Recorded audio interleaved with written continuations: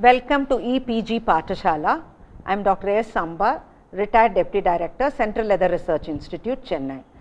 This module relates to information related legislation and in particularly issues of censorship as it affects library and information science personnel and centers.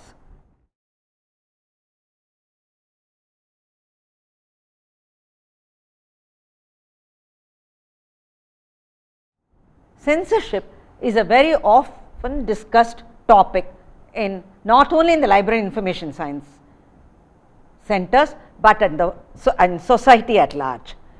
It has so many ramifications in our activities.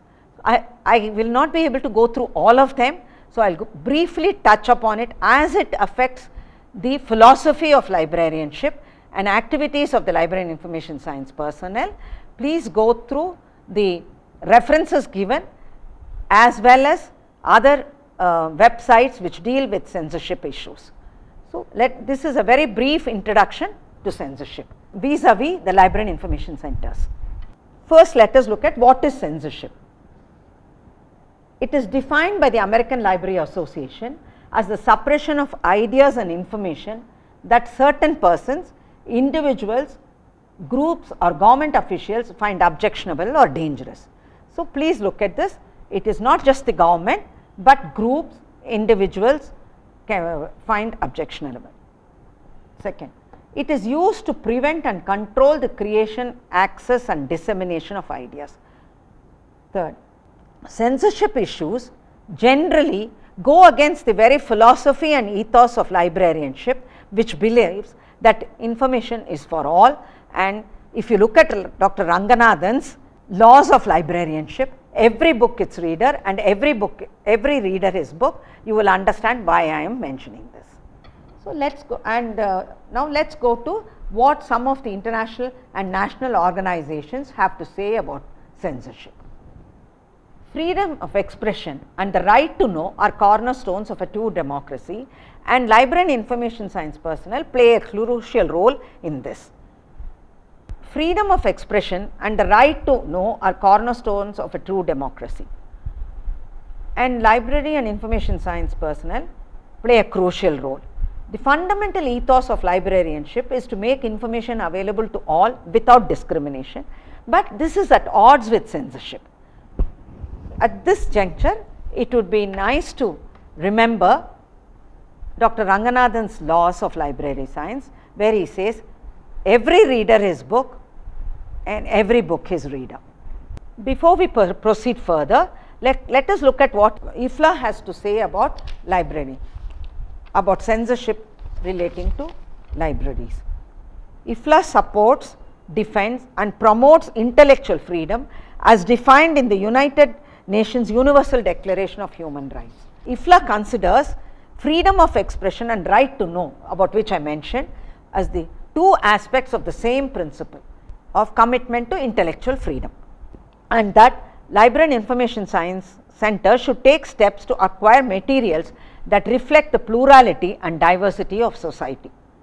IFLA has set up a committee called the Committee on Freedom of Access to Information and Freedom of Expression, whose mission statement is given on their website. The most proactive in the area of censorship is the American Library Association, which set up the Office of Intellectual Freedom and which has brought out a Library Bill of Rights, which it reaffirmed in 1996. Similarly, library institutes and associations in various countries have spoken strongly about freedom of access to information. The National Coalition Against Censorship was founded in 1974, and it is an alliance of 50 American non-profit organizations consisting of literary, artistic, religious, educational and civil liberties groups. So, please go through the website to look at what they have to say about freedom of expression and censorship. Now, who practices censorship? Has been practiced by various groups. Now, this comes into there correctly, okay? Various groups such as religious groups to prevent heresy or blasphemy, moralists who are worried about pornographic literature, racists who want to maintain the existing status quo, governments in the interests of security and so on, or even sometimes against literature which may not be suitable for children. All this is listed in the module.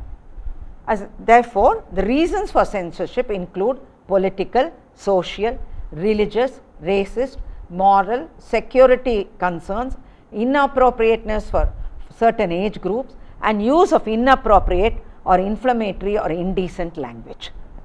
All this may be censored. There are two types of censorship. One is the regulative censorship. What is regulative censorship? When a regulatory organization such as a government dictates what information can be available in the public domain. Therefore, library and information science personnel have to keep abreast of the various laws and rules during collection development and while facilitating access, because these laws and rules have a bearing on what is available, what should be made available. Yeah. Constitutive censorship takes place when information, thoughts and ideas that violate social norms and values of a group are suppressed because of sociological processes. For instance, library and information science person may take initiative in censoring materials acquired or in preventing access to certain information because it violates the values of the group which uses the library or which funds the library. When the library and information personnel take the initiative in censoring materials, it can be termed to be self-censorship. Self-censorship has been defined as control of what you say or do in order to avoid annoying or offending others, but without being told officially that such a control is necessary. Why do we do this? Why do the personnel do this? They may do it to avoid trouble or controversy, to avoid offending the regular users, to keep up with community standards, to protect themselves against potential threats or legal repercussions, and to subconsciously we may do it because we have some ingrained moral values because of the society to which we belong. So, there is what is called as covert censorship in common library practices. These have all been explained in detail in the module, please go, and in the references given at the end of the module. So, let me just look at a few of them. Vendor bias. We may review journals may be biased in favor of large publishing houses, or periodical selection may be because of citation rates, or because of funding from, because of pressure which we get from funding bodies. I also already mentioned self-censorship and the reasons there. Sometimes alternative literature which is not found in the mainstream can also be censored, or we may not take steps to procure them or make them access. Cataloging and labeling. We may not catalog in depth so as to prevent others from accessing such material, cataloging or indexing such materials. These can all be practiced by the librarian very covertly, or keep the material away from the reach, put them in a hard to find place. So, all this we should be aware of when we do it. Are we doing such things? So, then I must talk about some activity which has taken place historically for a long time, maybe from time immemorial. One is the libricide, whereas the practice of destroying books or other materials which offend or not in sync with the ideas, ethos or beliefs of a particular group, or which are thought to be subversive. It is generally done in public. We talked about libraries, we have talked about libricide. Nalanda University library, which was burnt, is a major issue. So, is a major incident of such libricide. Recently, a publisher withdrew books from his shelf and pulped it, so that destroyed the books and not made it available to the library. These all the examples, the too many examples, I have mentioned many of them in the module. Please go through the module to look at the examples and where such things have been practiced, both in pre-independent India as well as in independent India. The New York Library Association has a checklist on its website which library and information science personnel can go through to identify whether they are practicing censorship or not in the library. Access to the internet is another activity of every information center today. So, we must develop policies regarding access and use of the internet. The Children Internet Protection Act of the United States deals with the access to internet for children. So, please go through that is and see what they have to say. Meanwhile, we can have control of the internet. It is a type of censorship anyway, through content control software and use of filters. We have what are called as browser based filters, software on proxy servers, client side filters, content filters and so on. The filters can be at the network level or on the individual workstation or at the individual workstation. So, please go through all what has been given here. Take this in conjunction with your modules dealing with computers, dealing with digital libraries, and then together you will be able to form a better picture.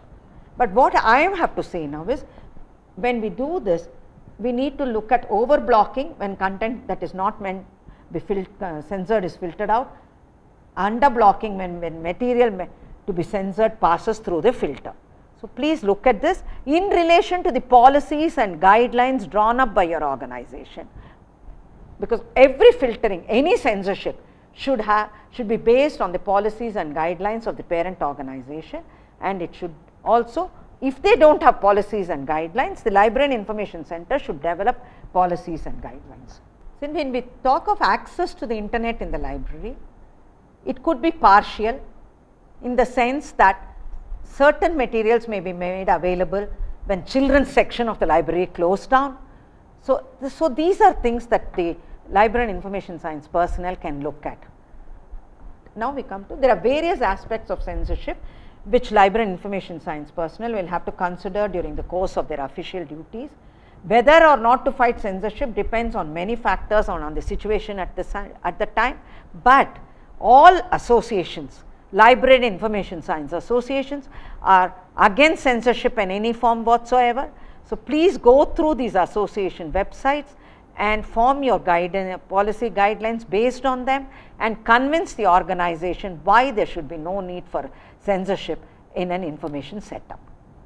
We will also have to use our judgment on a case to case basis and have to prevail upon professional bodies and association to address these issues. If our professional bodies have not done so, we should try to prevail upon them to address this issue, because it is something which affects all the information centers across the world. Thank you.